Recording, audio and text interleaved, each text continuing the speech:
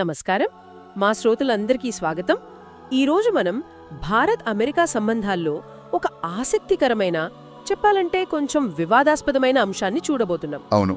America మాజీ అధ్యక్షుడు Donald Trump చేసిన ఫోన్ కాల్స్ని భారత ప్రధాని మోడీ పలుమార్లు కావాలనే పట్టించుకోలేదనే ఒక వాదన వినిపిస్తోంది. అవునండి.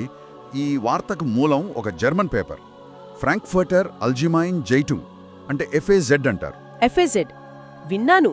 దానికి మంచి పేరుంది కదా? చాలా మంచి పేరు. జర్మనీలోనే కాదు, అంతర్జాతీయంగా కూడా. వాళ్ళ రిపోర్టింగ్లో ఖచ్చితత్వం, నిష్పాక్షికత కోసం చాలా ఫేమస్. ప్రభుత్వాలు కూడా సీరియస్గా తీసుకుంటాయి వాళ్ళ వార్తల్ని. అంటే ఈ ఆరోపణని అంత తేలిగ్గా తీసుకోలేమన్నమాట. అమెరికా అధ్యక్షుడి కాల్స్ని ఒక పెద్ద దేశ నాయకుడు పట్టించుకోకపోవడం, అది చాలా అసాధారణం. నిజమే. మరి ఈరోజు మన చర్చ ఎఫ్ఏజెడ్ నివేదిక ఆధారంగా అసలు ఎందుకిలా జరిగి ఉండొచ్చు, ఈ నిర్లక్ష్యం వెనుక కారణాలేంటి, ఆ ట్రంప్ హయాంలో భారత్-అమెరికా సంబంధాల మొత్తం చిత్రాన్ని ఎలా చూడాలి. సరే, దీనిని వివరంగా చూద్దాం. అసలు ఎఫ్ఏజెడ్ నివేదికలో ఏమని ఆరోపించారు? ఆ నివేదిక ప్రకారం ఏంటంటే, ట్రంప్ కనీసం ఒక 4 సార్లు మోడీ గారితో మాట్లాడటానికి ప్రయత్నించారు ఫోన్లో. 4 సార్లు? కనీసం 4 సార్లు అని. కానీ ఆ కాల్స్కి అటు నుంచి సమాధానం రాలేదట. ఇది మామూలు దౌత్య మర్యాదలు కూడా విరుద్ధం చూడండి. అవును, ఇది ఏదో బలమైన సందేశం పంపడానికే చేసినట్టు అనిపిస్తుంది. ఖచ్చితంగా ఏదో ఒక మెసేజ్ ఇవ్వాలనే ఉద్దేశం ఉన్నట్టే ఉంది. నిజమే. అమెరికా అధ్యక్షులు, ముఖ్యంగా ట్రంప్ లాంటి వాళ్ళ మాట నెగ్గించుకోవాలని చూస్తారు కదా.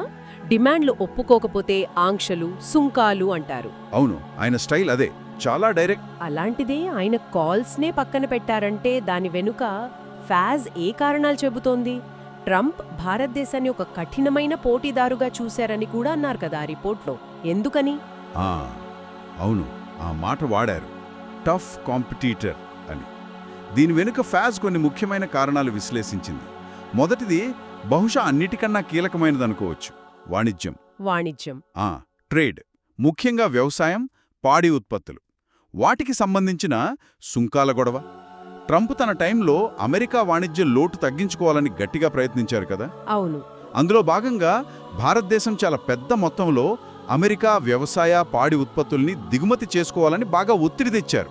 ప్రస్తుతం ఆ ట్రేడ్ గ్యాప్ ఎంతుంది? మన దగ్గరున్న సమాచారం ప్రకారం ఇండియా దాదాపు $87.3 బిలియన్ ఎగుమతులు చేస్తుంది అమెరికాకి. అవును. కానీ అమెరికా నుంచి మన దిగుమతులు కేవలం $41.5 బిలియన్. అంటే దాదాపు సగానికి సగం తేగా ఉంది. అంతే. ఆ తేడాని తగ్గించడానికే ట్రంప్ మన అగ్రికల్చర్ మార్కెట్ మీద పడ్డారన్నమాట. మరి భారతదేశం ఎందుకు అంత గట్టిగా వద్దంది? కేవలం ఆర్థిక కారణాలేనా, లేక ఇంకేమైనా ఉందా? చూడండి, ఇది కేవలం ఆర్థికం కాదు, చాలా సున్నితమైన రాజకీయ, సామాజిక అంశం కూడా. మన జనాభాలో ఇప్పటికీ చాలా ఎక్కువ మంది వ్యవసాయం మీదే ఆధారపడి ఉన్నారు. అవును, కోట్లాది మంది రైతులు, పాడి రైతులు. వాళ్ళ బతుకు తెరువంతా ఇదే. అమెరికా నుంచి భారీగా, బహుశా సబ్సిడీలతో వచ్చిన ఉత్పత్తులు మన మార్కెట్లోకి వస్తే ఏమవుతుంది? మన రైతులు పూర్తిగా దెబ్బతింటారు. లక్షలాది మంది రోడ్డున పడతారు. ఏ ప్రభుత్వానికైనా ఇది చాలా పెద్ద రాజకీయ సమస్య అవుతుంది. అందుకే మోడీ ప్రభుత్వం దీనికి ససేమిలా అంది, చాలా గట్టిగా. అంటే ఇండియా వైఖరి చాలా క్లియర్గా ఉంది ఈ విషయంలో. ట్రంప్ ఫోన్ చేసినా మళ్ళీ ఇదే టాపిక్ వస్తుంది, ఇదే ఒత్తిడి వస్తుంది. అవును, మనం చెప్పాల్సింది చెప్పేశాం, ఇంకా మాట్లాడి లాభం లేదని అనుకుని ఉండొచ్చంటారా? ఫేస్ కూడా అదే అంటోందా? ఆ విశ్లేషణకి ఆస్కారం ఉంది. అంటే భారతదేశం తన స్టాండ్ మార్చుకోదని తెలిసాక అదే పాయింట్ మీద మళ్ళీ ప్రెషర్ ఫేస్ చేయడం ఎందుకని మోడీ ఆఫీస్ అనుకుని ఉండొచ్చు. ఇది కాల్స్ పట్టించుకోకపోవడానికి ఒక ముఖ్య కారణం కావచ్చని ఎఫ్ఏజెడ్ సూచిస్తున్నట్టుంది. సరే, వాణిజ్యం కాకుండా ఇంకేమైనా ఉన్నాయా ఇలాంటి ఘర్షణ పాయింట్లు? రెండోది రష్యన్ చమురు. ఇది కూడా చాలా పెద్ద ఇష్యూ అయింది. అవును కదా, ఉక్రెయిన్ యుద్ధం తర్వాత. అవును, ఆ టైంలో అమెరికా, వెస్టర్న్ కంట్రీస్ రష్యా మీద చాలా కఠినమైన ఆంక్షలు పెట్టాయి. రష్యా నుంచి ఆయిల్ కొనొద్దని మిగతా దేశాలపై ఒత్తిడి తెచ్చాయి. కానీ ఇండియా కొంటూనే ఉంది. అది కూడా డిస్కౌంట్ ధరలకి దొరుకుతుంటే మా జాతీయ ప్రయోజనాలే ముఖ్యమని చెప్పి రష్యన్ ఆయిల్ని పెద్ద మొత్తంలో కొనుగోలు చేసింది. దీని మీద ట్రంప్ చాలా అసంతృప్తిగా ఉన్నారని, బహుశా ఒక 25% అదనపు సుంకం కూడా వేశారని వార్తలొచ్చాయి అప్పట్లో. అంటే అమెరికా ప్రెషర్ని ఇండియా అస్సలు పట్టించుకోలేదన్నమాట. మాకు 90% ఆయిల్ ఇంపోర్టే, మాకెక్కడ చౌకగా దొరికితే అక్కడ కొంటాం, ఇది మా నిర్ణయం అని చాలా గట్టిగా చెప్పినట్టుంది. అవును, చాలా గట్టిగా చెప్పారు. ఈ విషయంలో వేరే వాళ్ల మాట వినేది లేదని క్లియర్గా చెప్పారు. మరి ఈ విషయంలో కూడా ట్రంప్ కాల్ చేసి ఉండొచ్చంటారా ఆపమని చెప్పడానికి? చాలా వరకు అవకాశం ఉంది. రష్యన్ ఆయిల్ కొనడం ఆపండి, లేదంటే తగ్గించండి అని ప్రెషర్ చేయడానికే ట్రంప్ ఫోన్ చేసి ఉండొచ్చు. మరి ఇండియా తన స్టాండ్ మార్చుకోదని తెలిసినప్పుడు ఆ సంభాషణ కూడా వేస్ట్ అని మోడీ భావించి ఉండొచ్చు. సుంకాలు ఎత్తివేస్తే తప్ప మాట్లాడేది లేదని అనుకునుండొచ్చా? అది కూడా కావచ్చు. ఇదొక రకంగా మన స్ట్రాటజిక్ ఆటోనమీని, అంటే వ్యూహాత్మక స్వయం ప్రతిపత్తిని చూపించే ప్రయత్నం కూడా. వాణిజ్యం, రష్యన్ చమురు, ఇవి పాలసీ డిఫరెన్సెస్. వీటితో పాటు ఎఫ్సెడ్ రిపోర్ట్ ప్రకారం కొంచెం పర్సనల్ లెవెల్ ఇష్యూస్, అంటే అగౌరవానికి సంబంధించినవి కూడా ఉన్నాయా? ఆ ఆపరేషన్ సింధు, నోబెల్ ప్రైజ్ వాదన గురించి చెప్పారు కదా? అవును, ఇది మూడోది. ఇది ఇంకాస్త సెన్సిటివ్ ఇష్యూ. ఆపరేషన్ సింధు అంటే బహుశా బాలాకోట్ దాడులు ఆ తర్వాత జరిగినవే అనుకోవచ్చు. అవును.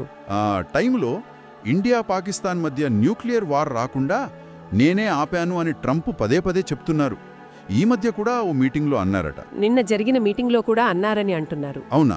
చూడండి, దీనివల్ల తనకు నోబెల్ శాంతి బహుమతి రావాలని ఆయన వాదన. ఈ వాదన ఇండియాలో ఎలా రిసీవ్ చేసుకున్నారు? దీని ఎఫెక్ట్ ఏంటి? ఇది ఇండియాలో చాలా నెగటివ్గా రియాక్ట్ అయ్యారు. మన సైన్యం సాధించిన విజయాన్ని, మన దేశ సార్వభౌమత్వాన్ని తక్కువ చేసినట్టుగా, కించపరిచినట్టుగా ఫీల్ అయ్యారు.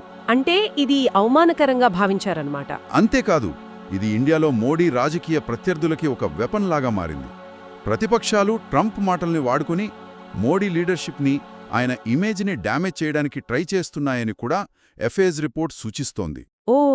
అంటే ఇదే ఏవిధం డిప్లొమాటిక్ కాకుండా మన డొమెస్టిక్ పాలిటిక్స్ మీద కూడా ప్రభావం చూపిస్తుందన్నమాట. అవును.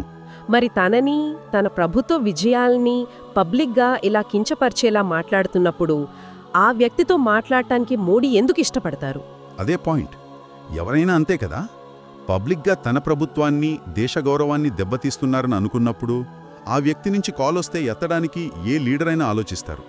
ఇది కూడా కాల్స్ ఇగ్నోర్ చేయడానికి ఒక బలమైన మానసిక, రాజకీయ కారణం అయ్యుండొచ్చు. ఇక 4వ పాయింట్, ట్రంప్ పాకిస్తాన్ వైపు మొగ్గు చూపుతున్నారని ఆరోపణ.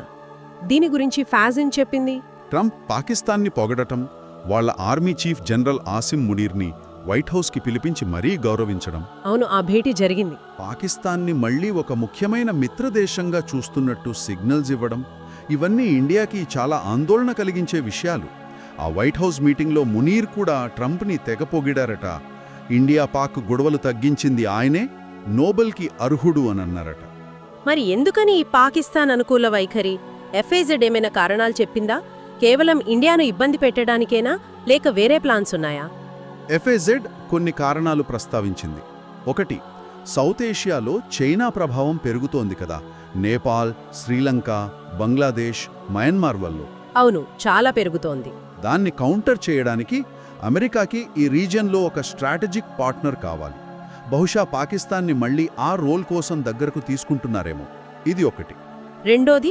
రెండోది, ఇది కొంచెం స్పెక్యులేటివ్గా అనిపించినా ఎఫ్ఏజెడ్ ప్రస్తావించింది.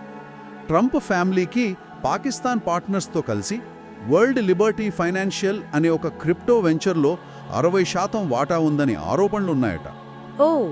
వ్యక్తిగత వ్యాపార ప్రయోజనాలు కూడా. బహుశా ఆ పర్సనల్ బిజినెస్ ఇంట్రెస్ట్ కూడా ట్రంప్ వైఖరిని ప్రభావితం చేసి ఉండొచ్చనే ఆరోపణలు ఉన్నట్టు రిపోర్ట్లో ఉంది. ఎంతవరకు నిజమో తెలియదు. ఏదైతేనేం, ఇండియా తన చిరకాల ప్రత్యర్థి, ఎన్నో సెక్యూరిటీ ప్రాబ్లమ్స్కి కారణం అనుకునే పాకిస్తాన్తో అమెరికా అంటే ట్రంప్ నాయకత్వంలో ఇలా దగ్గరవ్వడాన్ని, వాళ్లని బలపరచడాన్ని సహించలేదు కదా. అస్సలు సహించదు. ఇది మా నేషనల్ సెక్యూరిటీకి డైరెక్ట్ థ్రెట్ అని ఇండియా ఫీల్ అవుతోంది. మాకు వ్యతిరేకంగా, మా శత్రుదేశానికి అనుకూలంగా ఉంటున్నారని అనుకుంటున్న లీడర్తో ఇక నిర్మాణాత్మక చర్చలెలా సాధ్యం? ఆ కాల్స్ వల్ల ఉపయోగం లేదని మోడీ ప్రభుత్వం డిసైడ్ అయి ఉండొచ్చు. కాబట్టి వాణిజ్య ఒత్తిళ్లు, రష్యన్ ఆయిల్ గొడవ, ఆపరేషన్ సింధు నోబెల్ కామెంట్స్ వల్ల వచ్చిన అగౌరవ భావన, పాకిస్తాన్ ఫేవరెటిజం, ఈ 4 మెయిన్ రీజన్స్ వల్లే మోడీ ట్రంప్ కాల్స్ని ఇగ్నోర్ చేసి ఉండొచ్చని ఎఫ్ఏజీ అంటోందన్నమాట. సరే, దీని అంతటి అర్థమేమిటి? ఈ మొత్తం వ్యవహారం ఇండియా యుఎస్ రిలేషన్స్ గురించి ఏం చెప్తోంది? ఇక్కడ ఆసక్తికరమైన విషయం ఏమిటంటే, ఎఫ్ఏస్ రిపోర్ట్ ఇండైరెక్ట్గా ఒక స్ట్రాంగ్ పాయింట్ చెప్తోంది. అదేంటంటే ట్రంప్ లీడర్షిప్లోని అమెరికాతో సంబంధాల విషయంలో ఇండియా బహుశా రీథింక్ చేస్తోంది. అంటే దూరం జరుగుతోందా? కొంత దూరం పాటించడానికి కూడా రెడీ అయినట్టు కనిపిస్తోంది.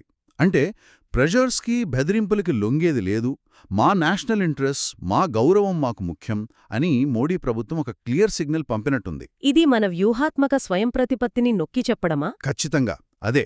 Strategic autonomy.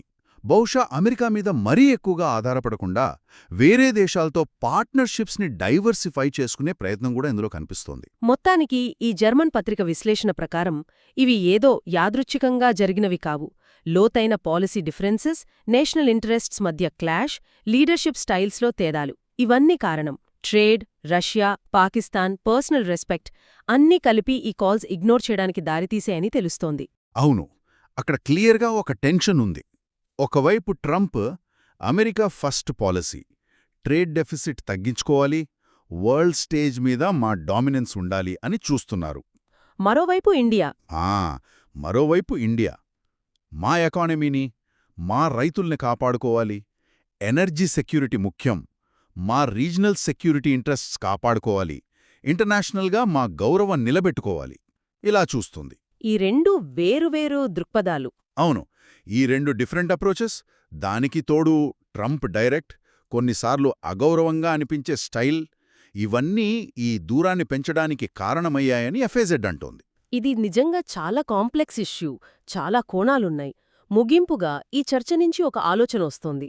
ఎఫ్ఏజెడ్ చెప్పినట్టు ప్రపంచంలోనే రెండు అతిపెద్ద ప్రజాస్వామ్య దేశాల మధ్య ఇంత డీప్గా, ఫండమెంటల్గా డిఫరెన్సెస్, స్ట్రాటజిక్ ప్రయారిటీస్లో ఇంత తేడాలున్నప్పుడు ఈ పాలసీలు, ఈ దృక్పథాలు మారకపోతే ఈ రెండు దేశాల మధ్య లాంగ్ టర్మ్ రిలేషన్షిప్ ఎలా ఉండబోతోంది? ఇది మనం ఊహించాల్సిన పని లేదు. కానీ ఈరోజు మనం మాట్లాడుకున్న ఈ టెన్షన్స్ చూస్తుంటే ఇది ఖచ్చితంగా ఆలోచించాల్సిన ప్రశ్న.